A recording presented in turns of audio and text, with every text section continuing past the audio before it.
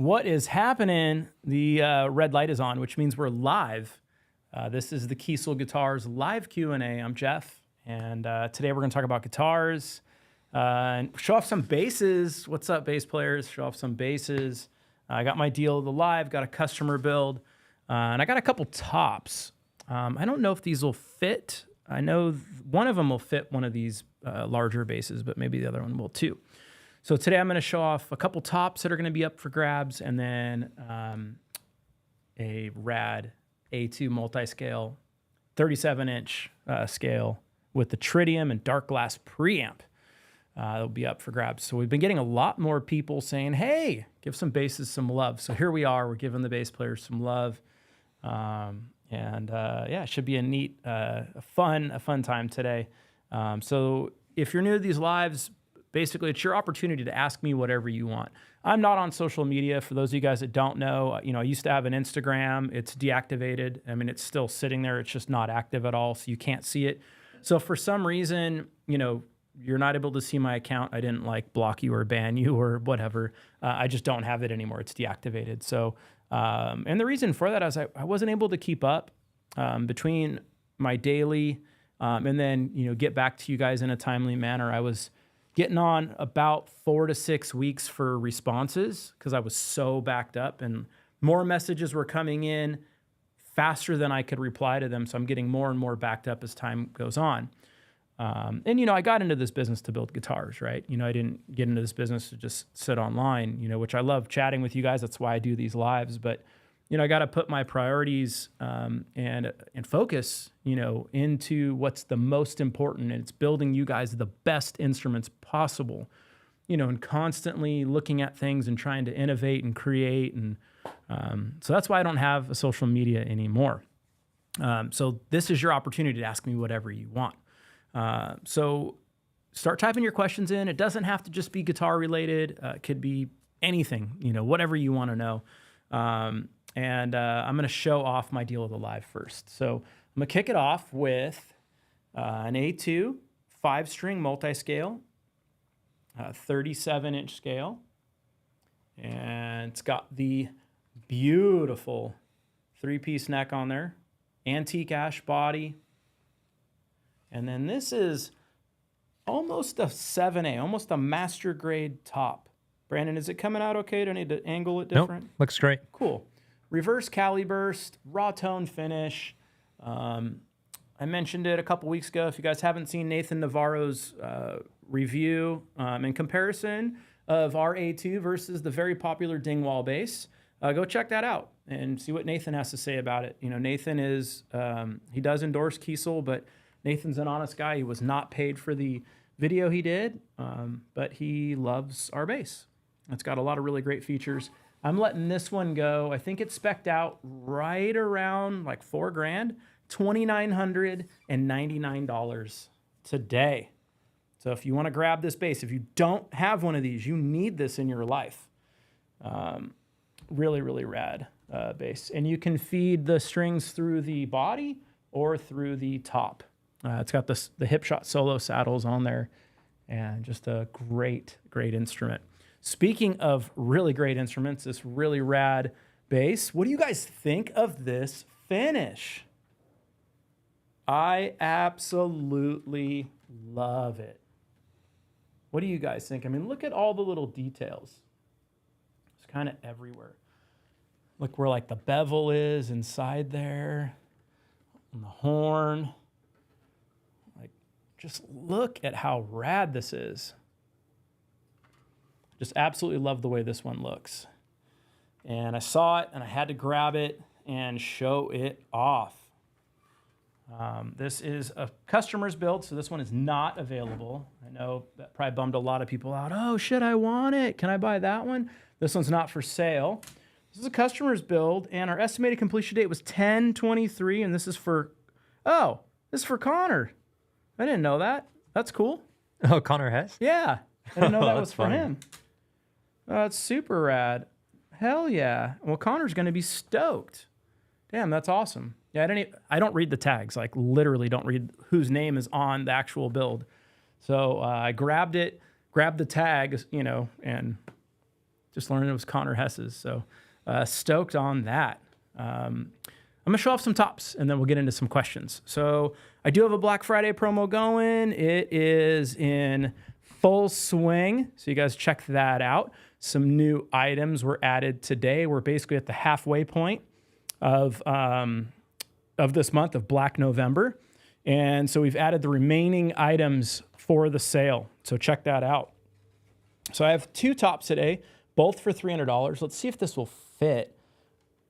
And that's a negative, Ghost Rider. It's like right there, but not quite. So you can't do the A2 bass with it, but you could do headless bass or guitar. And this is a 5A plus Poplar Burl top. What I really like about it is all the open space in the middle where your pickups and bridge are going to go, and then you have the burls in all the key places.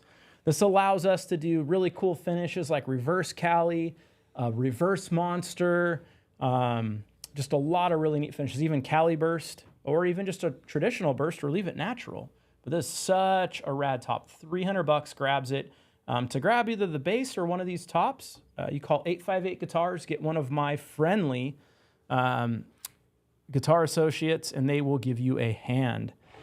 Then I have something more rare.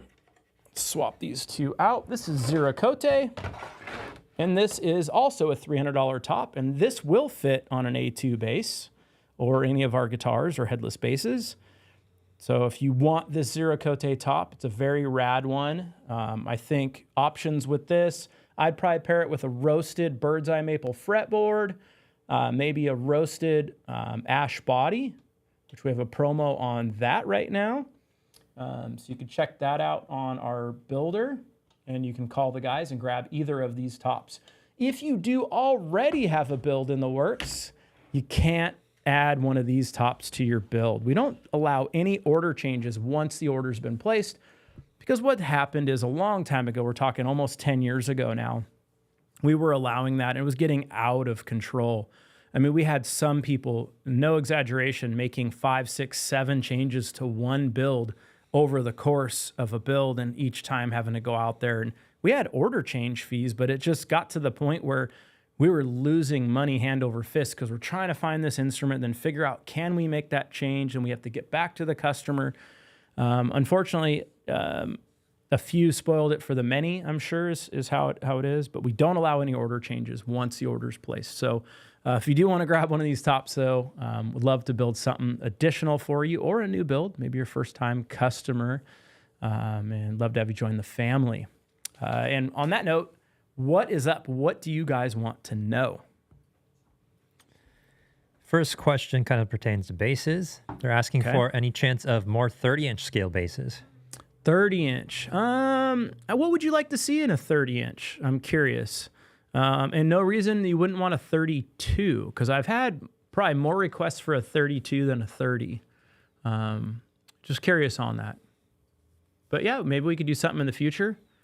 Love to know what your thoughts are. Next question is from Steven, and he's asking any update on the larger 2.4 headstock. No, still no movement on that. It is on my my radar. It is something I'd like to do before 2025.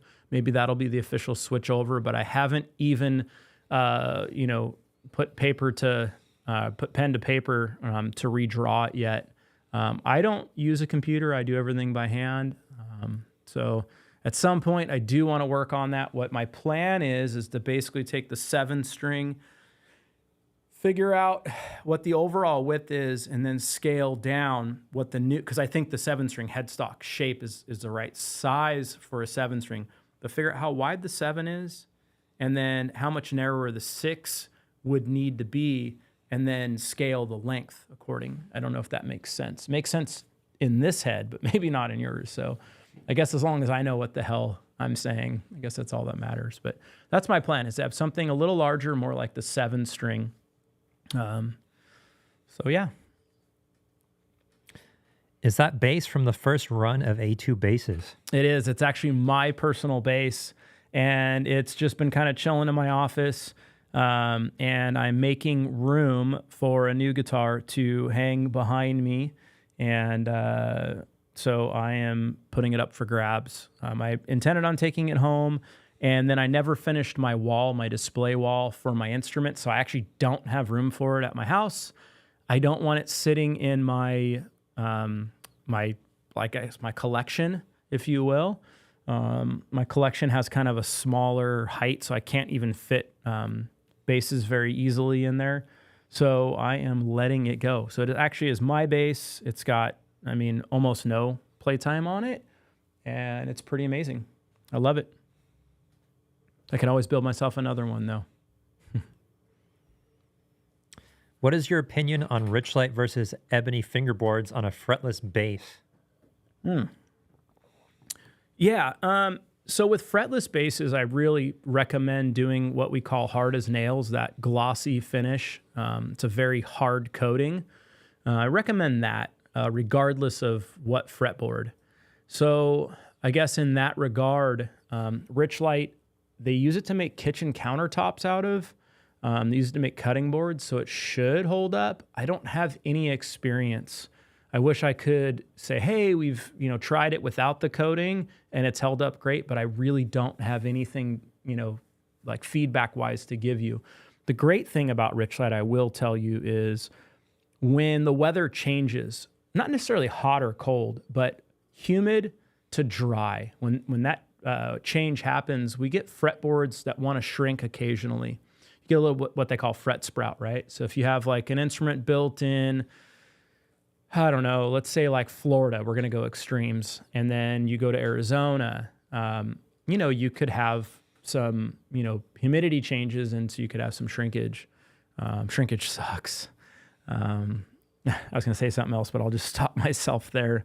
We'll keep it family oriented. I know my mom watches this sometimes, so hi, Mom. But that's the great thing about Richlight is it's not susceptible to that. So it's also something that looks pure black. If you really want a certain look, there's times where I use it on builds because I need something that looks pure black. So if you have a concern and you're like, when we do our EFB, that is our ebony. It's not black ebony, pure black. It's ebony with less color variation. So when you say that out loud, less color variation means it still can have some color variation to it. It just has less of it than normal ebony. So I've had people, sometimes they complain and they get upset. It's not pure black ebony. It's very, very hard to get pure black ebony. It's getting more and more rare. Back in the 80s, it was a lot easier for us to get. Nowadays, it's very hard. Our ebony is amazing looking, but it's going to have some natural wood colorations to it if it's the black version, the less color variation. But if you want something guaranteed pure black, get the Richlight Black. Richlight Black Diamond. Or is it Richlight Diamond Black? I think it's Diamond Black. RDB. Got Carlos Trevino in here. Yo. He's asking, any chance we could pay extra to have a lightweight body? The best way to do that, Carlos, obviously you know about chambering. I would definitely do that. And if it's a wood that we can roast, I would roast it. The hard thing for me is this, is when someone wants lightweight, I can't have my guys unstacking 20 billets and weighing them all and then grabbing the lightest one at the time. It's just one of those things where I can't put enough of a price on it to where it makes it worth it. And then at the time, what if I don't have anything that's like our lightest stuff? I can't have my guys going to the lumber pile, which you've seen our shop here. I can't have them going to the lumber pile and potentially forklifting off several pallets to grab one. It's just, we could end up spending 2 hours to grab a body. And in that same time, what does that one person do? It's not what I pay that one person. It's what is that one person capable of doing for the company in that 2 hour time frame. Sometimes it's easy and the guys would just get lucky and grab one and off we go. But other times it could take a long time. So that's why we had to stop doing that one. It's just a can of worms. But with our chambered body and our roasted body options, it should give you a lot more, I guess, options to be able to get that. And two, probably Alder's probably our least it's the wood that has the least weight variance. Sometimes you can get pretty heavy pieces of black limba, and occasionally I can get lightweight pieces of black limba. Usually it's generally medium to medium heavy, and sometimes it's like maple, like solid maple. It's just a tank. Walnut's always heavy. Alder's very consistent. Mahogany is generally very consistent. Swamp ash, we pay to have the lighter stuff. So we have a threshold at which we will take, and if it's above that, we won't take it. So you have really 3 really solid choices between alder, mahogany, and swamp ash, and you can roast the alder or the swamp ash to further reduce weight. It takes about another 10% of the weight out, and we can chamber it. And chambering a body saves anywhere from 4/10 to 7/10 of a pound, depending on what size the instrument is and what wood we're working with. Sorry, that was a lot, Carlos, but you've met me in person several times. Like sometimes this guy doesn't shut up. Gets me in trouble. All right, here's a 2-parter. First part is, can we change the body wood on a JB200? Second question is, are Jeff to do finishes only available on certain models? So yes, we can change the body wood on a Jason Becker. That's not a problem. It would be a call in, and it would make it your instrument. What happens with a tribute model like for Jason, these are a tribute to what he either had played or what he wanted to design. We don't have the flexibility to be able to change a lot of options on them and give you a trial period. So the moment you change something key like headstock shape or body wood or fretboard wood, it makes it yours, right? Because it deviates from what our set parameters are. Like in the case of the JB200, that's what Jason played back in the day. So we want to keep it right to those specs. Second part was, I lost it. What was the second part, Brandon? Are Jeff to do finishes? Oh, Jeff to do finishes, yeah. So Jeff to do finishes are not on the website. That's something you have to call in for. And the reason why they're not on the website is they're so hard to show the detail that happens, and we also don't have the master grade tops on the website. So the Jeff to do finishes do require a master grade top. Right now the promo's going, and if you do upgrade to a master grade top, you can get a free monster, reverse monster. It's candy finishes and denim finishes, and even the fades that I do, like the 2-color fades, not the rainbow one that goes across. That one's like super gnarly to do. But if you're wondering what any of these finishes look like, go to Google or go to our custom finish page, our option 50 page, and you could check those out. So just Google Kiesel, monster burst finish, Kiesel reverse monster burst finish. So check some of that stuff out and see what we do. Any new Alnico-based humbuckers in the works? No, I mean, just, that's our latest and greatest pickup, with the neodymium magnets, but no new bass pickups in the works. And this is what, about a year and a half old, Brandon? What's that? The A2 bass? It's coming up on 2, right? Yeah, coming up on 2. Yep. Yeah, I think April will be 2. Mark is asking, why is there no option for an Evertune on the DC? That's a good question. What happens with the Evertune, there's a certain thickness required to fit the whole unit and the claws that hang down, the spring-loaded claws. And with our neck throughs, our neck blanks are only so thick. So because the neck runs all the way through the body, I don't have a way of making it thicker, the actual neck blank. Whereas a bolt-on or even a set neck instrument, I have the ability of making the body, the thickness independent of the neck, because the neck is something that's either bolted in or set in. So with the neck through where it's running all the way through the body, I don't have thick enough neck blanks. So I wish Evertune would make a thinner unit, and I've told them that since 2014. A lot of good that's done. They've said, oh yeah, we're working on it. That was literally, 10 years ago now, going on 11 years ago. So I don't know. I mean, are they working on it? Who knows? Any plans for a Jazzmaster shape or a headless A2?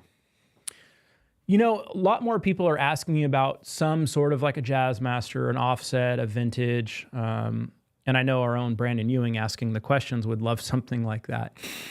I think, it's something that's needed and warranted. I have a lot, still going on right now. One of the things we're doing is we're just working on always improving products, right? So we're always looking for ways to, even improve our finishes, improve the sanding procedure, improve the machining procedure. So we're trying to always refine, the machine, so to speak. And that's what we really have been delving into this year. So it's been keeping me really busy, like making small little changes that really yield a better product, right? Like you look and it's like we were already consistent, but we're that much more consistent.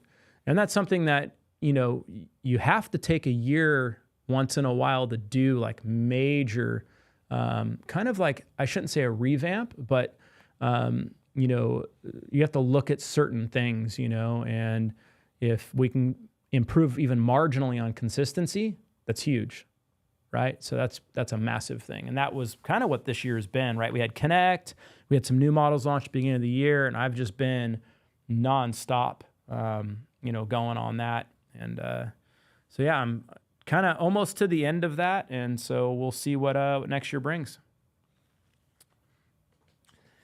Is it possible to get a full rosewood neck? It is not. We used to offer the Cocobolo rosewood, and what was happening is, a year, 2 years later, even though we've dried them perfectly, everything's great, we'd have them twist once in a while. Not every single one, but, if we would do 100 necks, I would have 1 or 2 twist.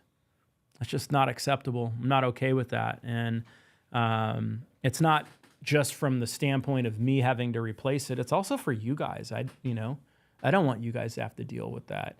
And I have an instrument with a Cocobolo neck and fretboard, and I love it. It's straight. It's no problem at all. But I think they're just more susceptible to storage, handling, transportation, things like that than most necks. And the only thing I can think of that's making them more susceptible is the fact that they're so oily. They have a lot of natural oil in there. So even though the moisture level is where we need it to be water-wise, there's still this oil that's in there. And that's what makes them feel rad and look rad. But the one thing about them is they add a tremendous amount of weight to the instrument because they're so dense and so heavy.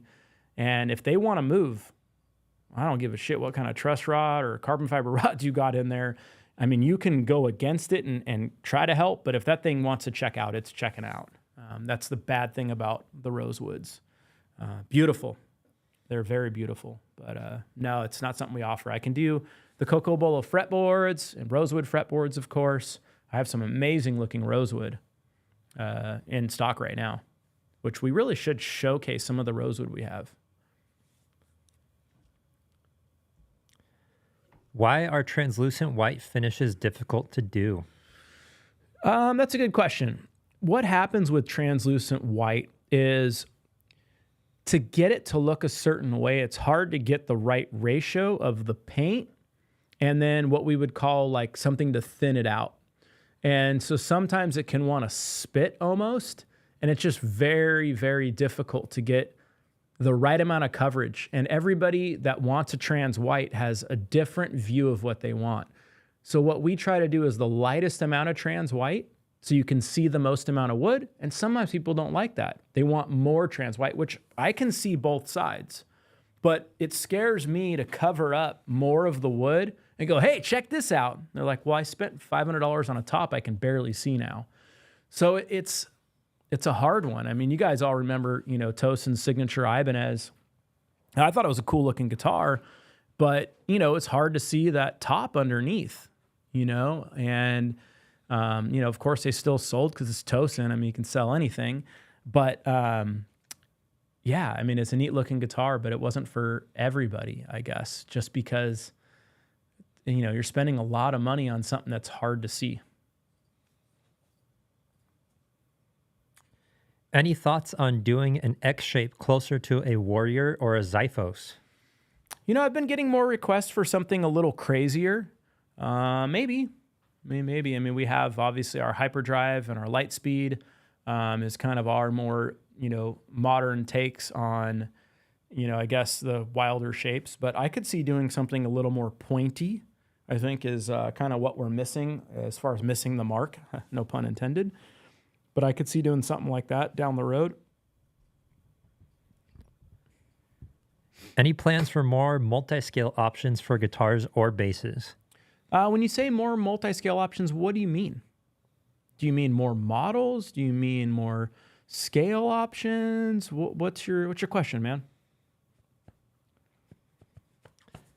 How long is the Black November sale happening for? I don't know. It's something that it's just kind of one of those things where you have to kind of wait and see or hurry up and buy before it's gone. We ramped it in and then the guys added more stuff. I believe it was this morning.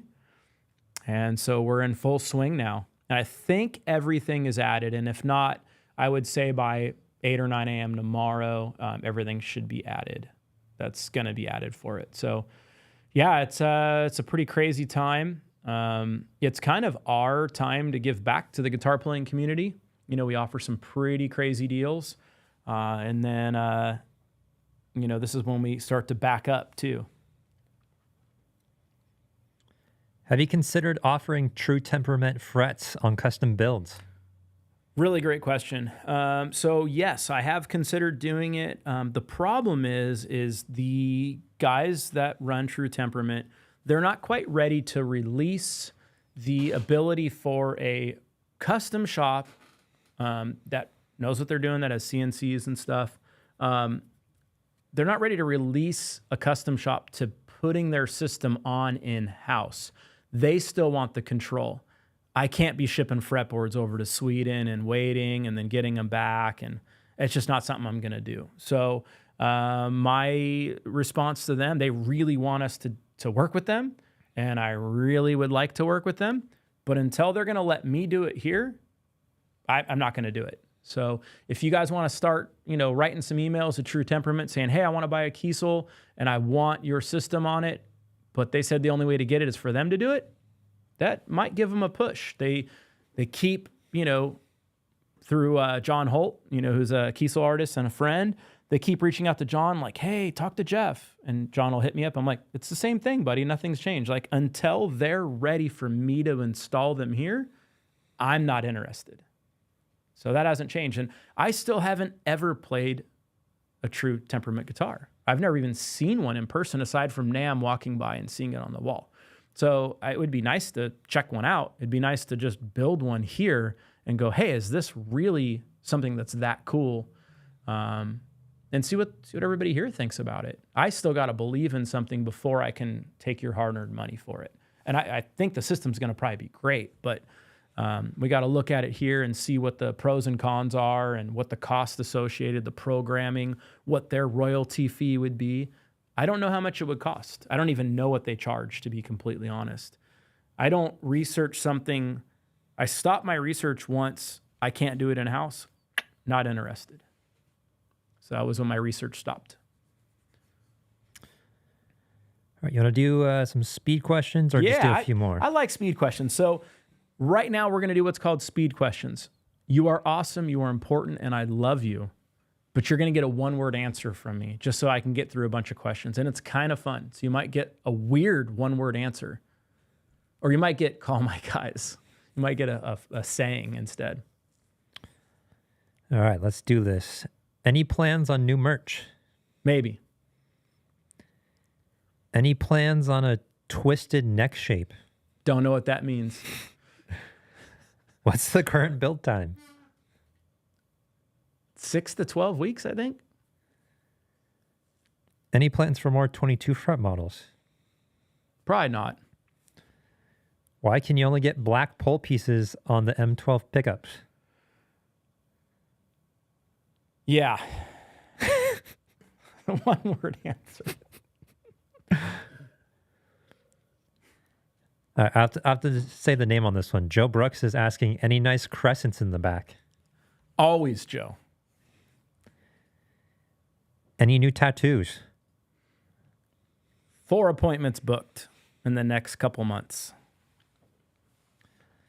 Bloodwood and maple 3-piece necks. Nope. What is the finish on that white base? Amazing.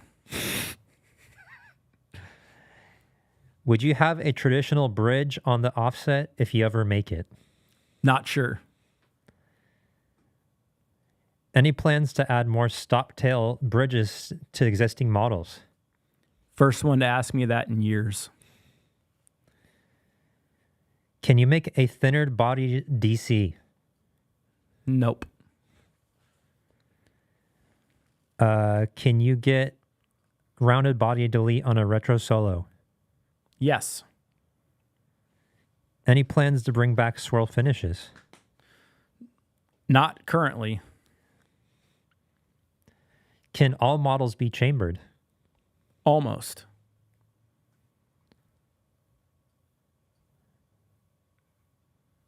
What's with the deal of the live? Amazing. $29.99.